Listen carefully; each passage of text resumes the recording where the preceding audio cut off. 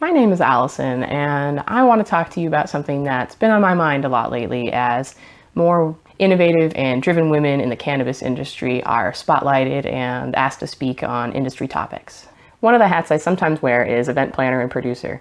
A couple of years ago, I was regularly coordinating cannabis farmer education events that promoted better farming practices, as well as helping them farmers transition into the white market that California is creating with its legislation. It was much more in its infancy back then.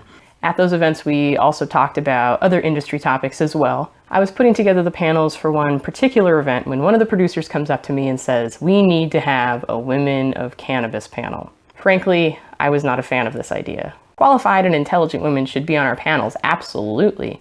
But it's more powerful, in my opinion, to put them on panels discussing their topics of expertise and where they are best suited to be, not on a panel calling attention to the fact that they're women.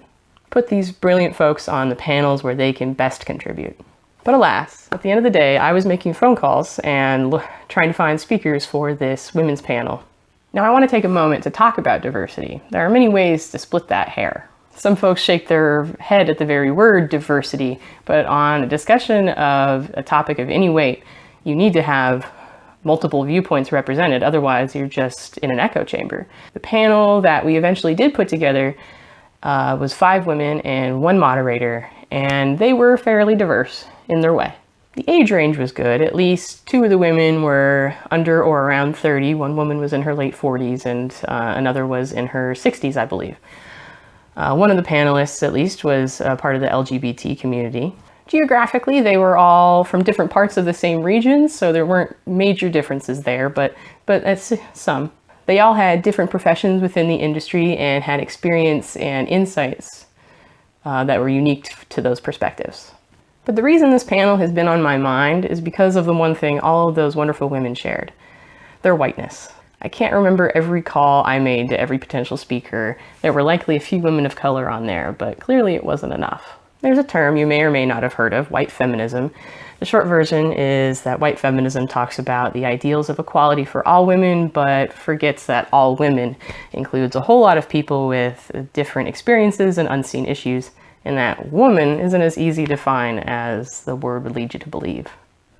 Regarding the final makeup of this women's panel, I could make a lot of excuses. Northern California is not as diverse as its southern counterpart. There were people of color and from different ethnic backgrounds on other panels. All of those women who were on the panel, who did end up being on the panel, deserve to be there. All of that is true. But still, even though I was unenthusiastic about the idea of this panel, it would have improved the conversation if one or more non-white perspectives could have been heard, especially because cannabis is becoming such a white industry. It's our brothers and sisters with darker complexions who've borne the brunt of discrimination and incarceration under Prohibition. The least we can do is make sure their voices are heard. I find myself asking, what's the most we can do? That I don't know. I'll work on it. The day of the panel, it went well enough and was one of the well-attended educational panels we had that day. I try not to dwell too much on the past because it can't be changed, but I do find value in reflecting and seeing what we can do better in the future.